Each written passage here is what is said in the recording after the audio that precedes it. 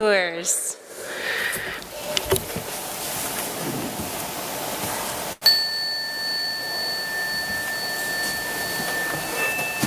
Our welcome song today is number 1 in the gray hymnal, May Nothing Evil Cross This Door. We will be singing verses 1, 3, and 4. Please rise in body and spirit.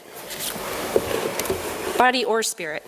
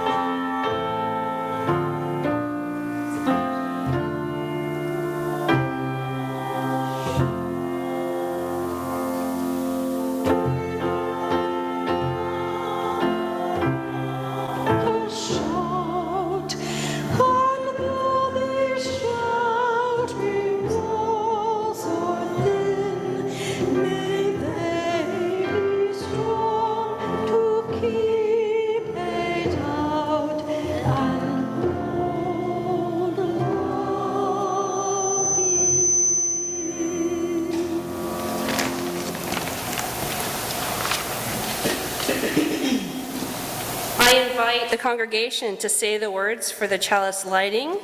We have Carol Horton here as an honorary chalice lighter to celebrate this year when she decided to become our choir director. We've had a wonderful year with her. Thank you, Carol.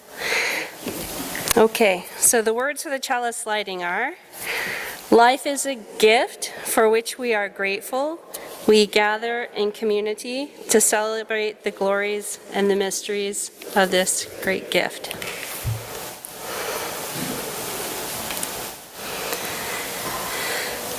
And now we're called to presence by the words about hope from the Irish poet Seamus Heaney. The poem is called Scaffolding. Please be seated.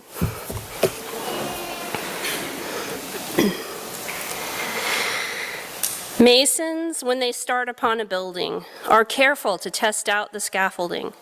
Make sure that planks won't slip at busy joints. Secure all ladders, tighten bolted joists. And yet, it all comes down when the job's done, showing off walls of sure and solid stone. So if, my dear, there sometimes seem to be old bridges breaking between you and me, never fear. We may let the scaffolds fall, confident that we have built our wall.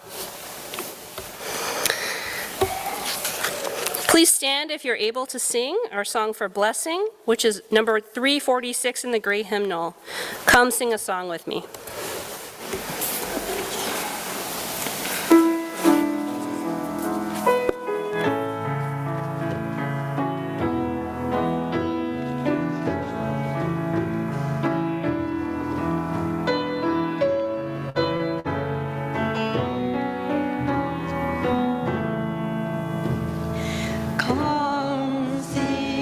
Song with me.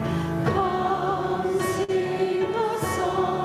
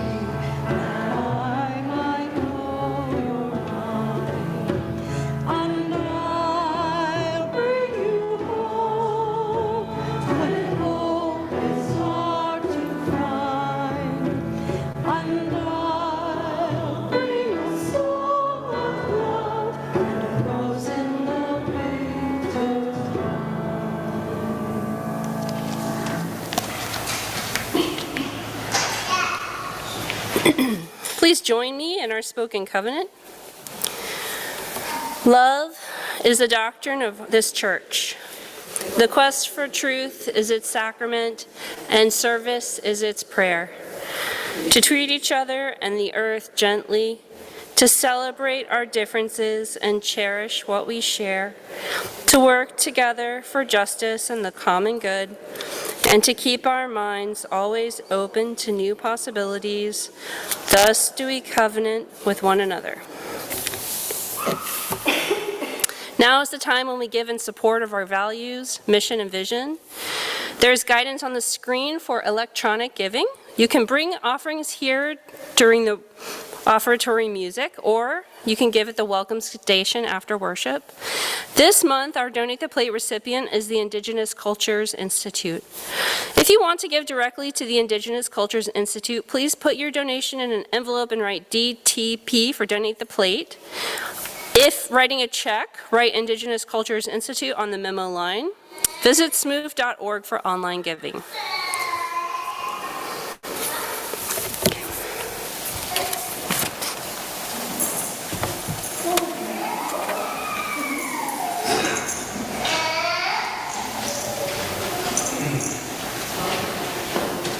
Good morning, afternoon. Good afternoon. We're going to do something a little different right now. It's a call and response song, and I've spread them out so they can help y'all do it with me. It's very easy. I'm going to sing the first little refrain once by myself, and then do your best to join me as soon as you can.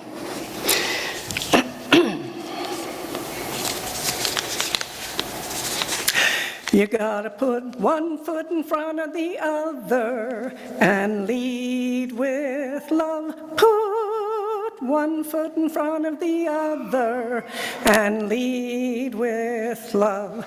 You gotta put one foot in front of the other and lead with put one foot in front of the other and lead with love. Don't give up hope. Don't give up hope. You're not alone. You're not alone. Don't you give up. Don't you give up. Keep moving on. Keep moving on. You gotta put one foot in front of the other and lead with love. Put one foot in front of the other and lead with love. You gotta put one foot in front of the other and lead with love. Put one foot in front of the other and lead with. Lift up your eyes. Lift up your eyes. Don't you despair. Don't you despair. Look up ahead. Look up ahead. The path is there. The path is there. You gotta put one foot in front of the other and lead with love. Put one foot in front of the other and lead with love.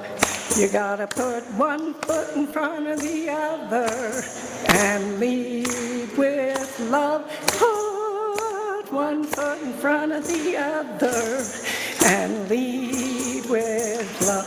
I know you're scared. I know you're scared. And I'm scared too. And I'm scared too. But here I am. But here I am. Right next to you. Right next to you. You gotta put one foot in front of the other and lead with love. Put one foot in front of the other and lead with love. You gotta put one foot in front of the other and lead with love. Put one foot in front of the other and lead with love. And lead with love. One more. And lead with love. Thanks, guys. Thank you. And now is the time for all ages. We invite those who are young or young at heart to join us in front up on the steps. Something new today. Please make yourselves at home, anybody who's young or young at heart. And Monty will share a story. Maybe they will sit in the first pew instead. That's okay. It's okay. Well, and if we don't have a lot of young, this is definitely for all young at heart. So I encourage, there's some participation today. So if you don't want to be the only one participating, I'm happy to invite participation from everyone as well, both of y'all. But today we are going to embark on a journey of exploration into some light depths of faith, hope, love, and action. These can be complicated concepts, but I want to keep it really simple today. For right now, let's break it down together. So once upon a time, in a magical forest not too far from here, there lived a group of animals. Among them were a curious rabbit named Rosie, a brave squirrel named Sammy, and a wise old owl named Ollie. The part of the forest where the animals lived didn't get any sunshine, because the shade from the trees was too thick. This meant that in their forest, they didn't get to experience beautiful flowers blooming or the warmth of the sunshine, and had to look far and wide for anything edible. But these three friends had heard tales of a beautiful garden deeper within the forest where the sun shined every day, and it was filled with an abundance of the most delicious fruits and bright blooming flowers. But there was a problem. The garden was guarded by a fearsome dragon. Many animals had tried to enter the garden, but none had succeeded. Rosie, Sammy, and Ollie knew that if they wanted to gain access to this incredible garden and share its bounty with each other, they would need faith, hope, love, and action. Now, what do you think faith means? Anyone? Just a simple meaning of faith. Belief? Yeah. Trust and belief, those are great. Any other contributions? Great. Exactly, wow. Y'all together took the words of faith is believing in something even if you can't see it. Great job, yeah. So our friends Rosie, Sammy, and Ollie had faith that the garden did exist and that they could find a way to it, even though they had never actually seen it themselves and no one had made it there before. And what about hope? What is hope at its most basic element? This isn't a test. It's fun.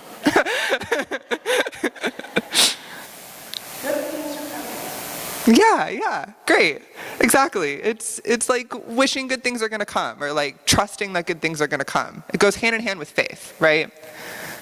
So our friends had hope that they could find a way to defeat the dragon and explore the garden together. But what about love?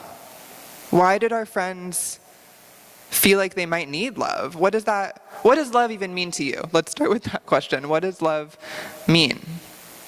In a simple, basic way.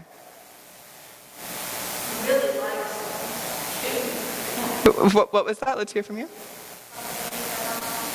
Something you care about more than yourself? Yeah, that's a great description of love as well. It is something that you care about a lot, including more than yourself.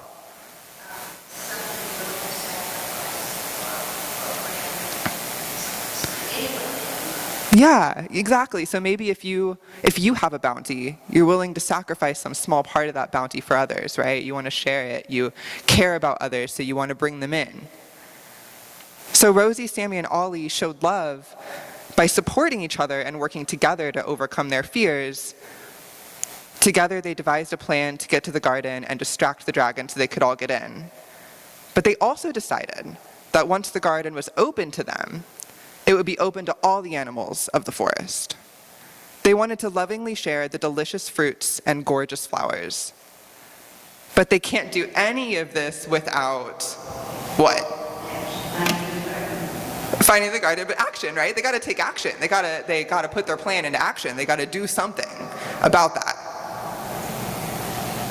So what is action? What does that mean? What's movement? Movement, yeah, that's great.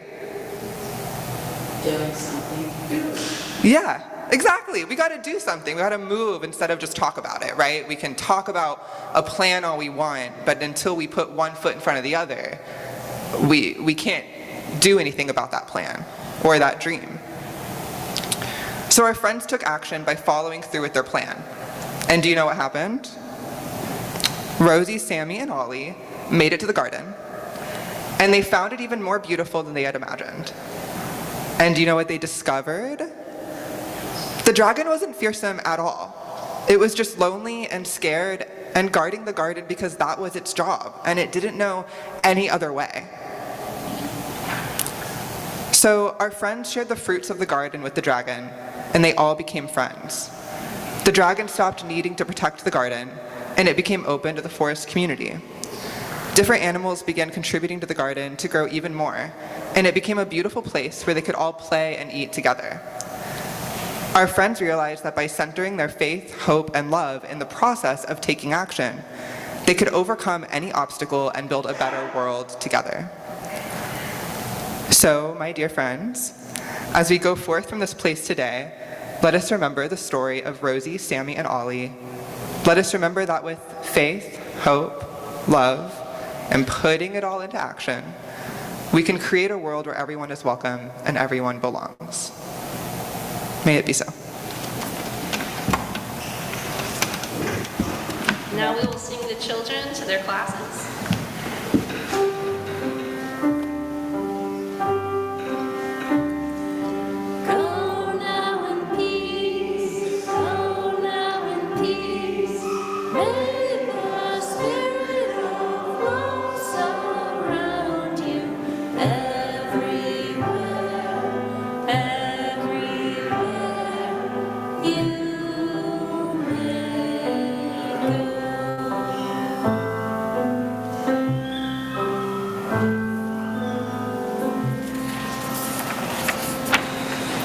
It's now time to share our joys and concerns. If you're here in person, please come one at a time, drop a pebble, and briefly share. If you're here online with us in the Church Without Walls, please add your joys and concerns in the chat, and we will say them here. After sharing, we'll join back together for a time of prayer and meditation.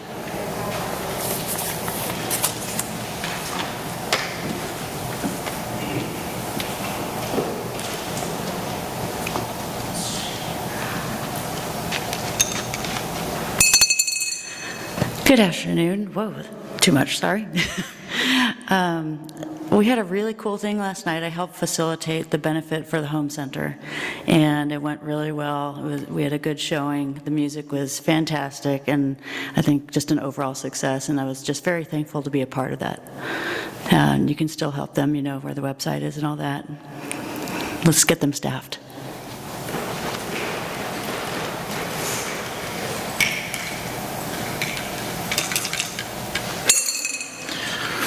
A joy that the International Criminal Court filed arrest warrants on Defense Minister Yoav Gallant, Prime Minister Benjamin Netanyahu, and 3 Hamas leaders.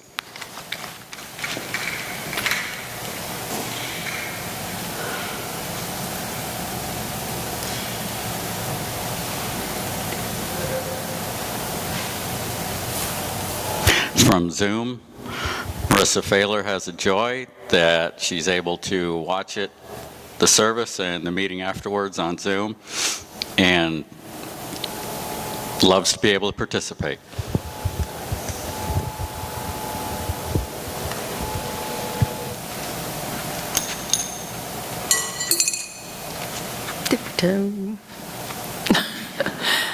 I have a joy in that I recently had my friend from Maryland visit for a week, and we had a great time, but she was a little disappointed not seeing very many horses in Texas. She's a horsewoman, and she's off 4 in a week, and she'd see 100 in Maryland at that.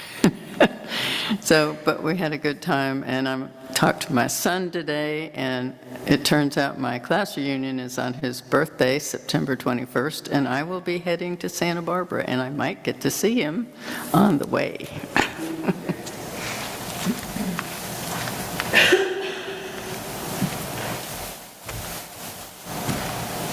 I will drop one pebble for those joys and concerns that remain to close to share.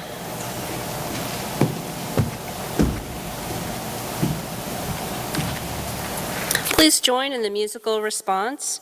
Hymn number 352, Find a Stillness, in the Gray Hymnal.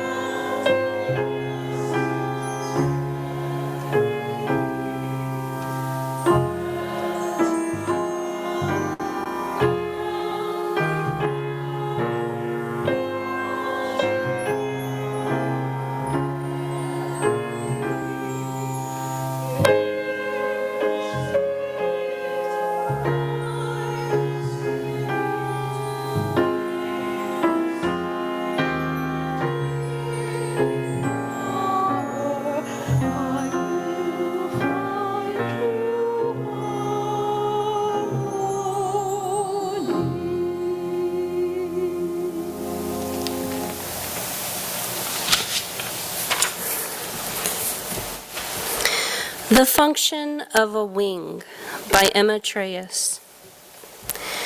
They arrive as red-masked druids, ghost the edge of the desolate golf course, sandhill cranes, poised between the tall grass and oaks lathered in moss, a fading, this pocket of homes long past afternoons of stickball and smoking grills, hearts alert to the rhythm of the clouds, despite how loneliness drifts beside us all. Each day's arc is a wing, a wish hurling across the sky, and also time, because what is the clock but a ship of travel we must board upon our first breath? I have read about a girl who penned her healing to the making of cranes, and how they navigate by starlight, instinct, the ancient maps scored inside the lace of their bones. They know how to dance. They arrive as themselves. A newborn will curl around her mother's temples in peace, a place where no harm will descend in its poisonous light, its cell-stripping forms, a place of quiet, and a journey that is a kind of returning to love. And now our guest speaker, Montie Steele, will deliver a homily.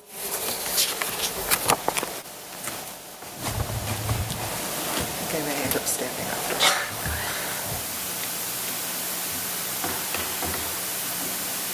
Hi.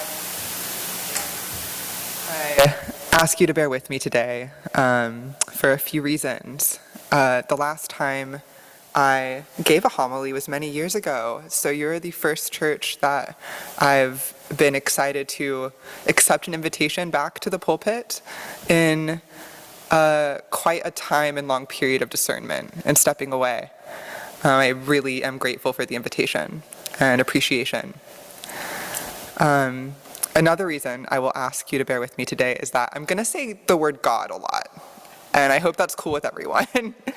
We'll tie it back, but there's going to be a point, and God's just going to come up a lot.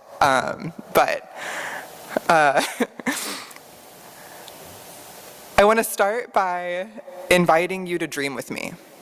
So get into your dream space. If that means closing your eyes, you're invited to do that. If that means softening your gaze, just going inwards, let us dream for a minute together. I want you to dream of what your idea of the beloved garden looks like deep within the forest. Remove all ideas of what's possible in society, or what feels inevitable about societal structures and power. Just dream of this big, bountiful, beautiful garden. What does it look like? What does it feel like? What does it smell like? What images come to mind of the diversity of life working together to co-create and benefit from this garden's bounty? How do you show up in this garden space? How do you tend to the community you're co-creating? And how do you help keep it beautiful and bountiful for all?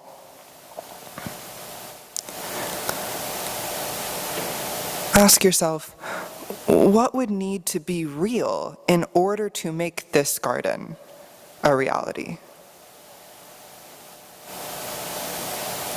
What dragons may exist to prevent the garden from coming into reality?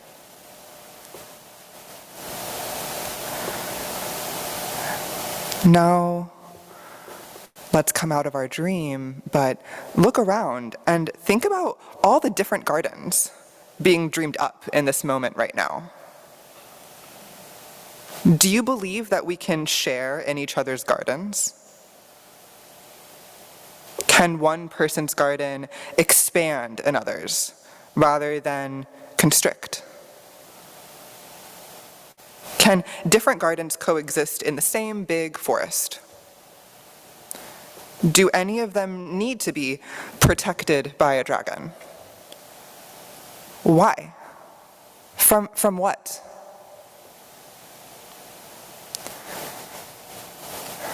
I'm going to let these questions rest. And I want to invite you back to our shared reality here and now. I don't know about you, but I've been struggling a lot with envisioning even the most basic of bountiful gardens in this present day reality. And I'm trying. And I want to talk about what inspires me to keep dreaming despite what feels like armies upon armies of dragons wielding their flames. And first, some context for my journey engaging in the work of liberative dreaming and action in the last year. In March through May of last year, 1 year ago, I was heavily engaged with the protests for trans rights at the Capitol during the legislative session. Nearly every single day for 2 months, I was showing up to the Capitol, bringing my laptop to do my remote job from the Capitol Library, and dropping cards and bringing public testimony against cruel legislation that sought to strip away trans and queer rights, immigrant rights, and DEI programming from our schools and universities. It was hours upon hours and days upon days of listening to legislators and counter-protesters debate the mere fact of our existence and humanity as trans people, where trans kids were a prime target and focus. Towards the end of the legislative session, state troopers were stationed on the Capitol grounds, suddenly and dramatically expanding police presence with cops that were brought in from rural Texas and had no relationship with the community. It is important to note that not a single gathering or protest at the Capitol during that entire 2 months had violence perpetrated by a trans rights protester. But trans people were regularly being harassed and assaulted by counter-protesters while troopers looked on and ignored. On one particularly challenging day of legislators debating the bill that would ultimately go on to criminalize gender-affirming healthcare for minors, a banner was dropped and chants broke out in support of trans rights in the Senate gallery. Chaos ensued immediately. State troopers assaulted and arrested a few random, visibly trans and trans-allied people not affiliated with the demonstration and cleared the gallery. Once outside the gallery, the protest ensued with chanting. The troopers warned that if we did not stop chanting, they would clear the area outside the gallery because the legislators could not continue their business of criminalizing trans people. So we cheered and kept chanting because civil disobedience to disrupt the business of legislators is part of the reason we're there. So they ordered that area cleared and began pushing the crowd to exit down the side staircases. We complied. We shuffled in the direction they were pushing us. My partner and I ended up in the back, next to several of our friends, but particularly one friend who is a prominent community organizer and who is also a Mexican trans person with brown skin. Someone in front of us started stating loudly, "We are attempting to move forward, but we cannot continue, as there are too many people being funneled down the stairs." The person repeated this statement over and over again, loudly, attempting to communicate to the troopers that we were complying as best we could. My friend was between my partner and I with their hands clasped in front of them, still attempting to shuffle forward as we all were, when out of what felt like quite literally nowhere, 3 male troopers, twice our friend's sized, seized them from behind,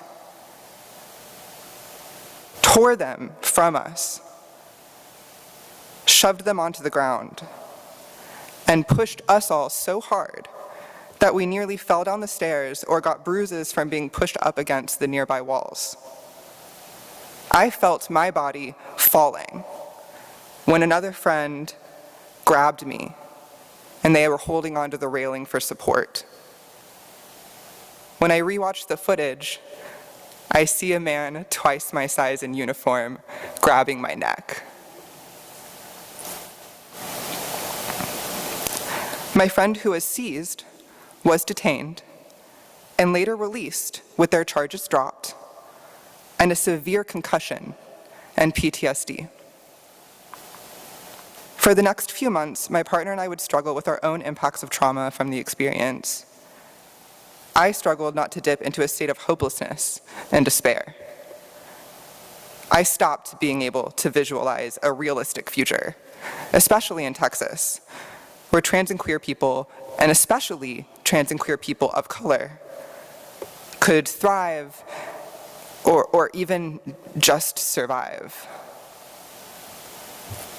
And yet, for reasons that will at some point be a whole other sermon, this experience called me to take a leap of faith in the form of enrolling into seminary school. In the fall, I started taking classes and began rebuilding my relationship with spiritual practice and prayer. I began to slowly understand how I may be able to have a sense of hope for something greater than the present-day reality once more. And then October came, and my social media was flooded with the horrific videos and images coming out of Palestine. Having long been a supporter of the Free Palestine movement, I knew that regardless of violent Palestinian resistance tactics, what I was beginning to witness was the intense inaction of the final stages of a genocide that began 75 years ago, and I knew that I could not look away. My rekindling spiritual practices froze, and I succumbed to despair and hopelessness once more, but this time far deeper. I felt frozen in all aspects of my life.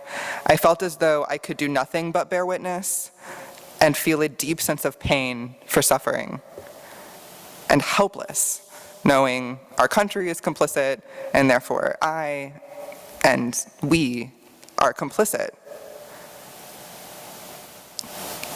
How many of you have felt despair or helpless in the last few months? A few of us? Quite a few? How many have felt despair or helpless in previous moments of struggle against oppression or in the world? It's hard. It's so hard. And this was the context within which I was introduced to liberation theology during my studies. And it was theologies of liberation combined with the act of bearing witness that inspired me to stand before you today with a message of radical faith, radical hope, and radical love as a means of transforming despair into radical action. So it is liberation theology. This is where the God stuff begins. Liberation theology originates from Latin American Catholicism with Gustavo Gutierrez's book, A Theology of Liberation, though it spread beyond geographical and religious bounds. At this point, there's a liberation theology for most oppressed peoples in the world. At its original core, liberation theology views Christianity through the salvific lens of liberation, using a biblical foundation to urge collective action for oppressed people's liberation. It presents a theology that envisions a salvation not just in the afterlife, but also through a fulfilling life on earth. In the words of Gutierrez, it is a theology which opens itself in the protest against trampled human dignity, in the struggle against the plunder of a vast majority of humankind, in liberating love, and in the building of a new society of justice and fraternity to the gift of the kingdom of God. It emerges as a powerful call to address the socio-political challenges faced by oppressed communities, inspiring a commitment to both spiritual and earthly liberation. In 2009, Palestinian Christians wrote their own theology of liberation in what is called the Kairos Palestine document, A Moment of Truth. It follows in the footsteps of South African liberation theologians who created a specific form of liberation theology, Kairos theology, for people living under apartheid. It's called Kairos because Kairos, as opposed to Chronos, means the moment is now. It signifies their liberation is urgent, and the time to take action is right now. Palestinian Christians speak about their painful experiences living under Israeli apartheid and how they remain steadfast in their practicing of faith, hope, and love in nonviolent resistance. To quote them directly, on faith, they say, "We believe in a good and just God who loves each one of his creatures. We believe that every human being is created in God's image and likeness, and that everyone's dignity is derived from the dignity of the Almighty One.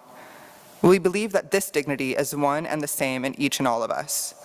This means for us, here and now, in this land in particular, that God created us not so that we might engage in strife and conflict, but rather that we might come and know and love one another, and together build up the land in love and mutual respect."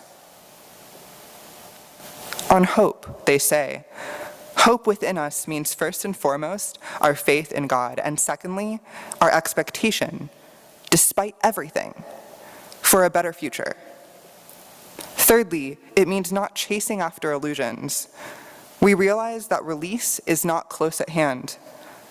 Hope is the capacity to see God in the midst of trouble and to be co-workers with the Spirit who is dwelling in us.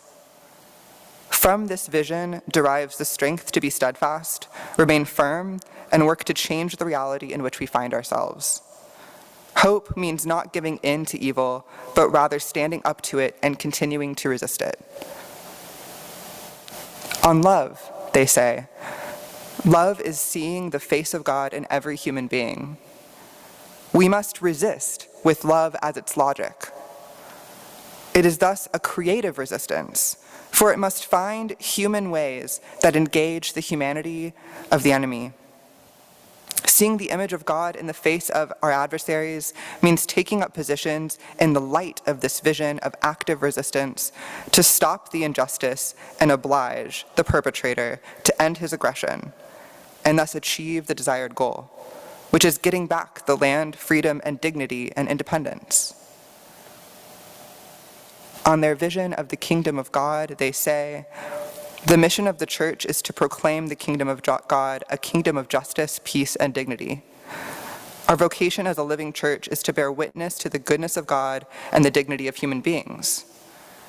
We are called to pray and to make our voice heard when we announce a new society where human beings believe in their own dignity and the dignity of their adversaries.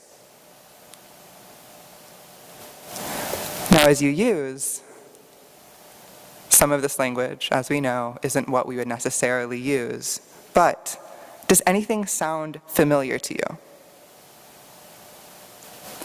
Do you notice some of our principles weaving their way through?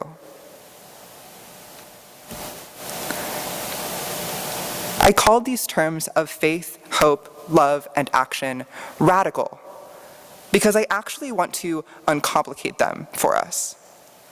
And I also want to challenge us. The word radical comes to us from the word root. It literally means of or going to the root or origin. It's fundamental. And at the same time, it means an evolution of that very root to the extreme.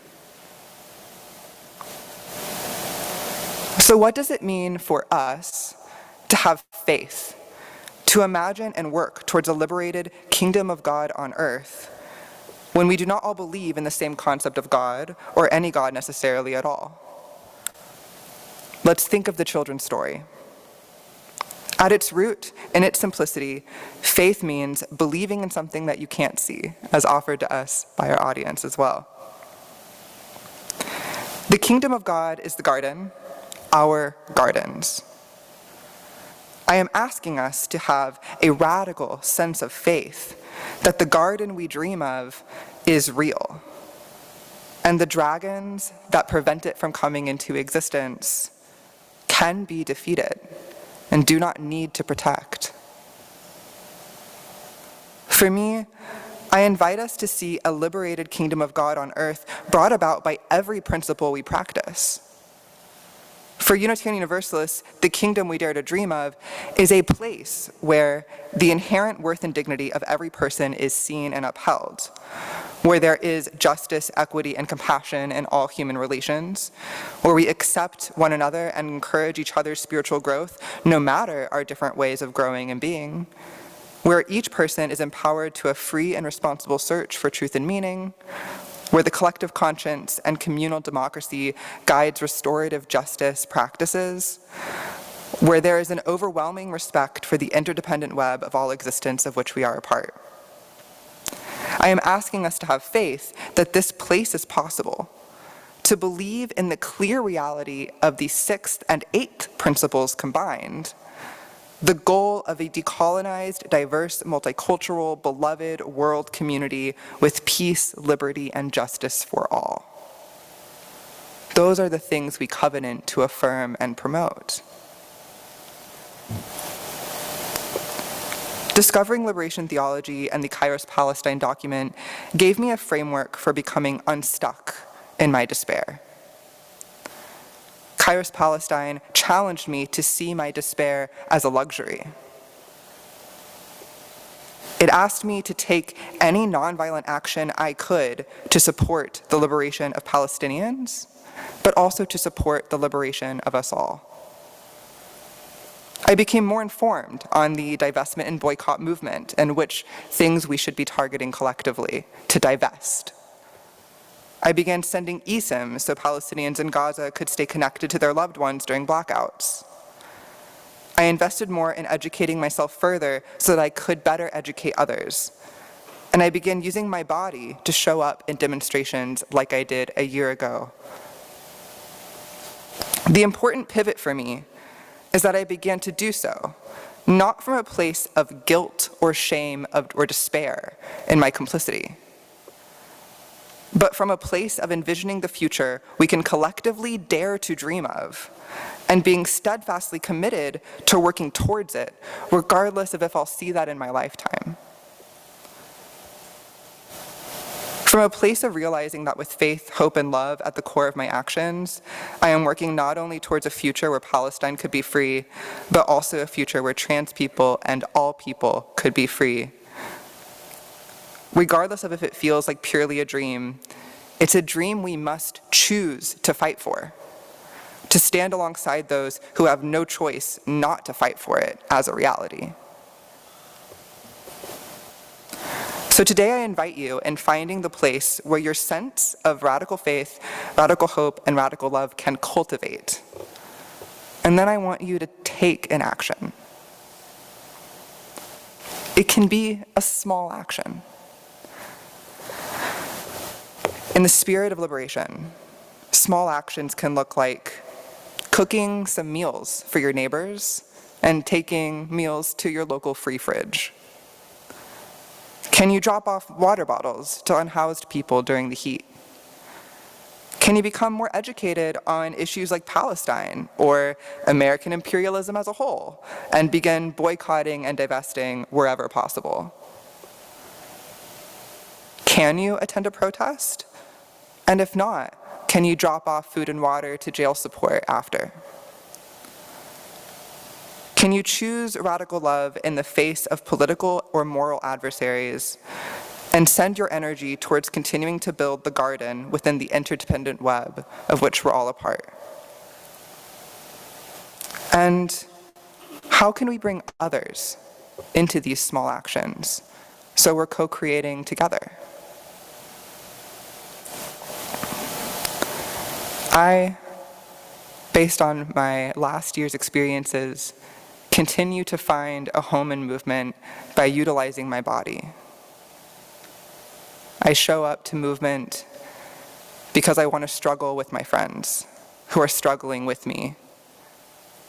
But you do not have to use your body like that. There are so many gifts that you have, and we need so many roles to co-create the dream that we're dreaming.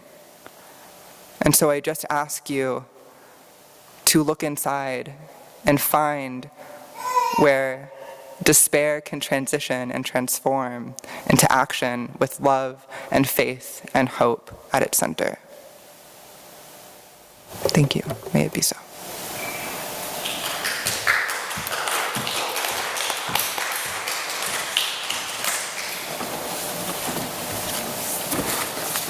Our closing hymn is number 146 in the Great Hymnal, Soon the Day Will Arrive.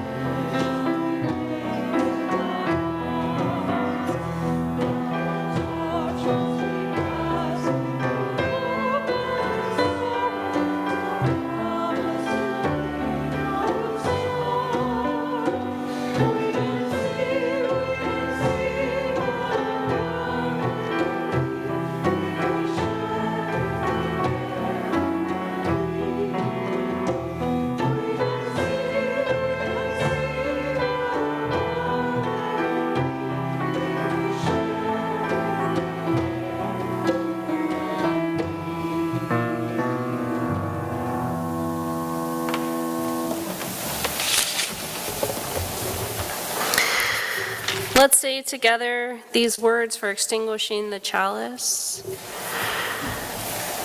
We extinguish the chalice here, that it might glow gently in our hearts. May it light our path as we leave this place. May it guide our way until we are together again.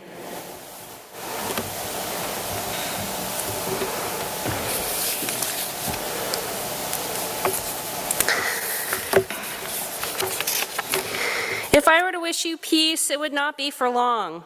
It would be peace to rest, to reflect, to make ready for the coming day, that the full force of your creativity and love might be released and shared. I do wish you peace.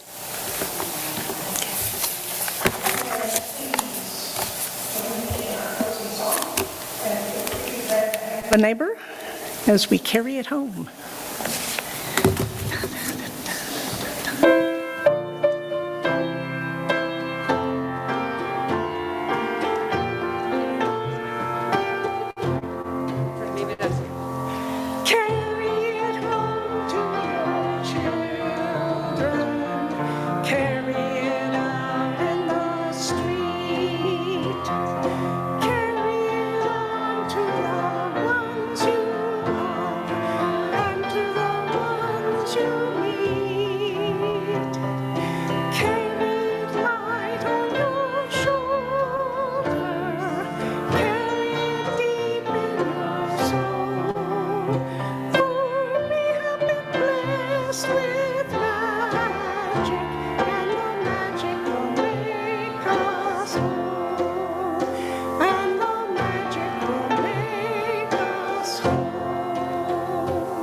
Thank you.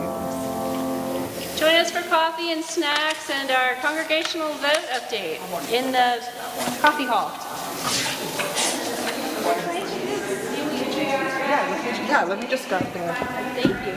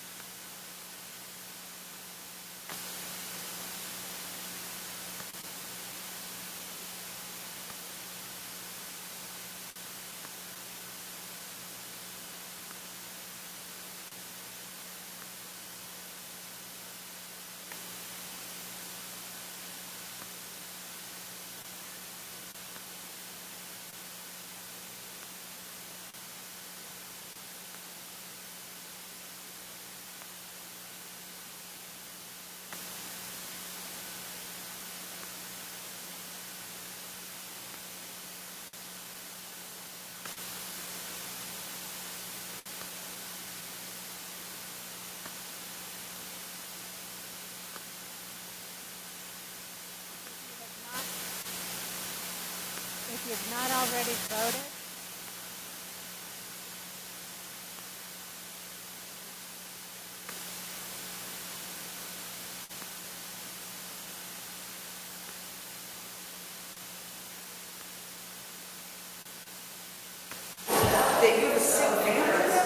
my brother, yeah. Yeah. He's in Utah. So you've been up to Utah? Yeah, I was there all week. Thank you. If you have not already voted and you're eligible to vote, please pick up a ballot at the desk out front, complete it and turn it in to Sam. We need to have those as soon as possible. Thank you. You may have already voted online. If you're on Zoom, please enter your vote in the chat. Yeah, he's, he's 84, but it's been complicated because he's resistant to accepting. And I went there to get him in hospice, and I expected a very hostile reception. But it went okay, thought it went well. My nephew came down when he realized how bad it was, and we thought it was good, and I got off the airplane and turned on my phone and had a million messages saying you have to come back. Hospice wants to throw him out. I said, take 2 weeks, see if they settle in.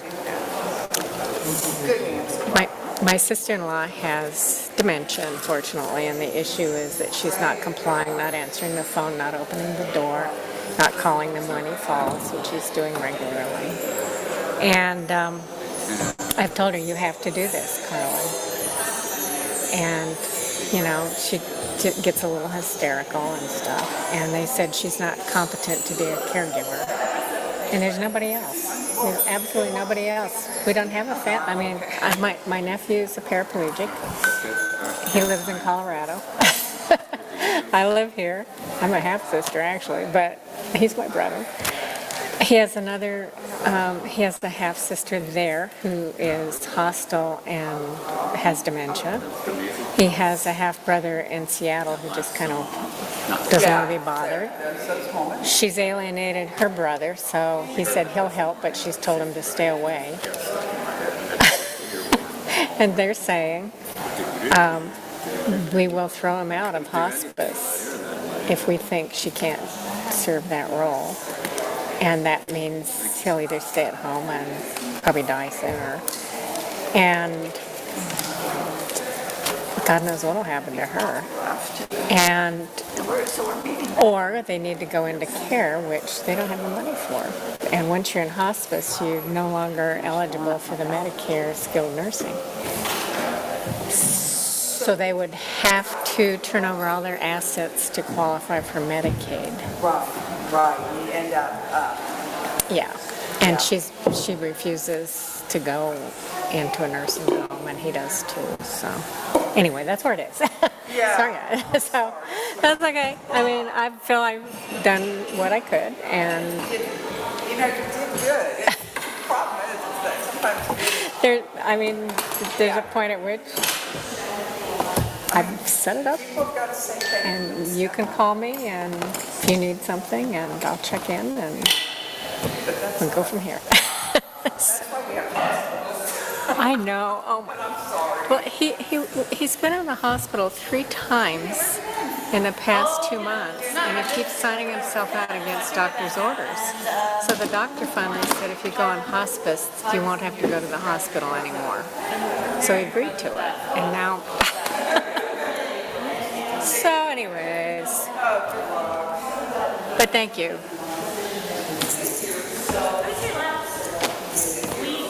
Thank you. Oh, we were going to do the chalice. You put the chalice away? Oh, you want the chalice?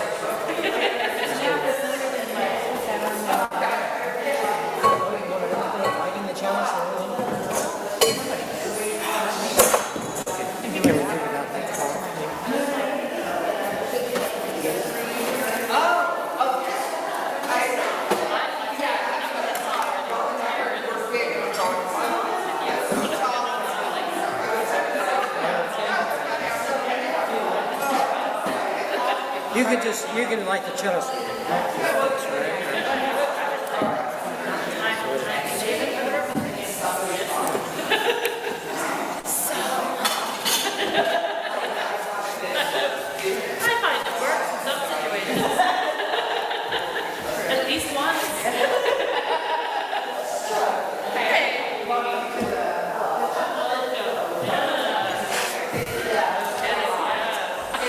No, one more month. Yeah, I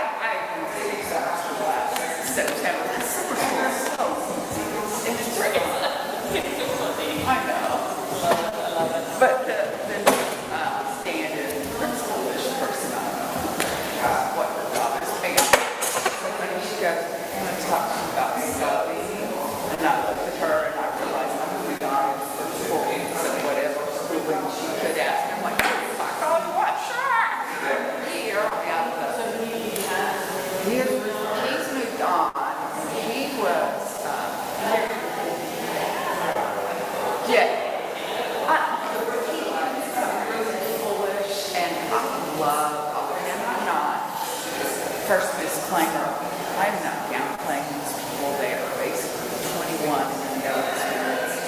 Hire people into jobs where you're 30 and have some experience. It's not enough because of how our kids are and how society wants them down. Things are doing those 20-year-olds where they got hired into jobs. They're not skillful, they've not even been around that much. Even though they came through our system, they still don't have experience. They were given basically no mentoring and no training. And they failed. And so what? And that's why. However, he was a great boss if you knew what you were doing. It was like, as a teacher, Mr. C, myself, Mike, and a few others, we were like,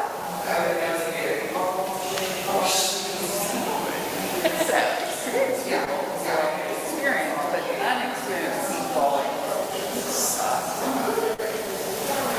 So part of me is like, he was a person who really and he did some good, and he did some harm, because he didn't step up. But financially stable, and I looked at the board and I said, you're about like, I don't know, 7th, 10th person in this position without enough resources, without enough time. See, the last time I remember it being extremely successful, and then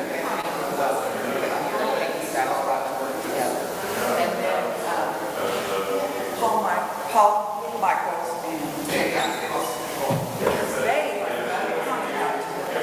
so that job that is undoable was more or less doable. You guys were the only ones saying about it. Yeah. All right. Well, I mean, I couldn't think that. Right?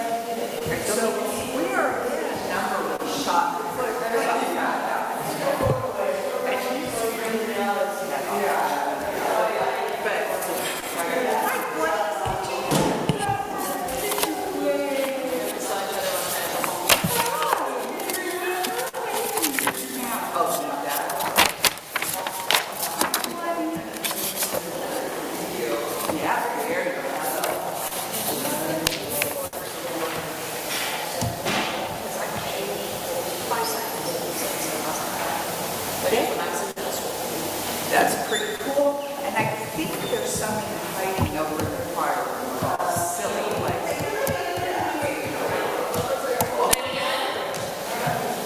All right, I got to go back on speaker. Fine. I was blown away. I can't hear you. I think we need to start since we advertised it was 2 o'clock. Agreed. But you need to remind everybody to come back. I just did.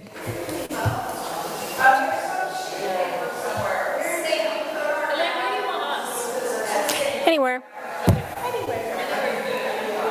Could somebody go make another reminder in there that we have to start, that we're late?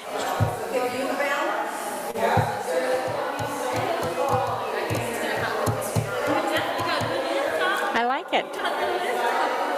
How did you do that? Look at you go. Look at you go. I'm seeing you. You are so close. Get those legs ready. It's a stooge of kind. We're getting there. Would somebody want to go and make another reminder that, oh, did she do that? Okay, thank you. We need someone to be a little more strong-armed on that. Or I can. All right, get your butts in here so we can get going. You can hear me ramble through an unnecessary. I know, it's going to be fine. I think that's what all of this will be, somewhat. Get them on the slides. Oh, did you? Great. It is. You're good. It's basically just my speech outline. Yeah. You should be reading the slides. You, You read the slides You- and then just do a little impromptu here and there. Yeah, that was my thinking. yeah.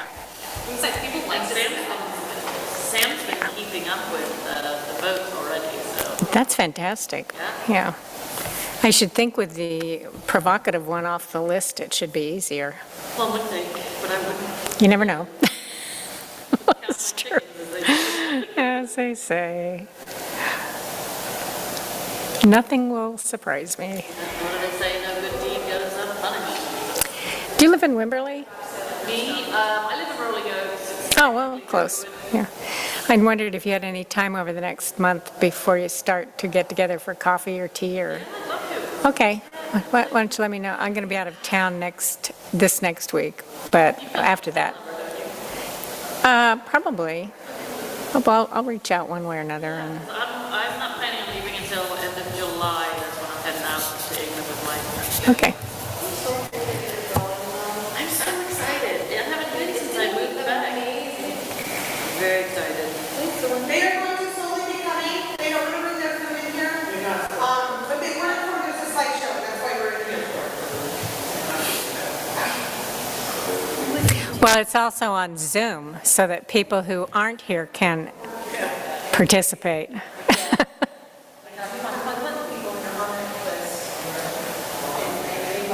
He's definitely feeling that there's something he could be doing.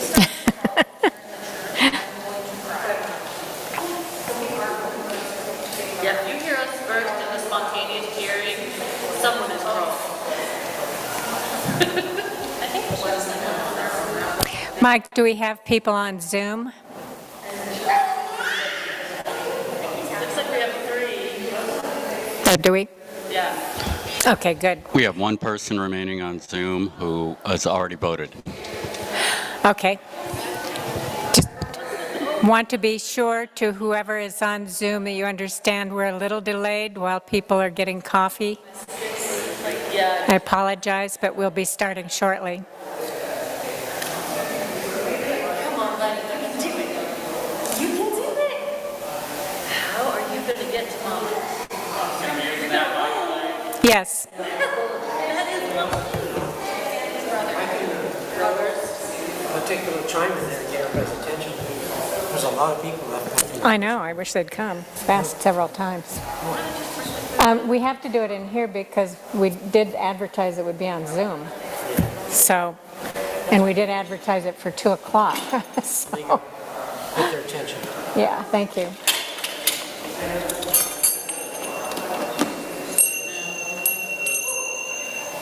I do it. My face. So cheeky. My dad. So no. Cheeky Rory. Oh, that's great. Excuse me. Look how close he is. What a cutie pie. You are fine as a specimen, my boy. 2 for 2 when it comes to cute babies. I can't say I'm surprised. Fairness to you.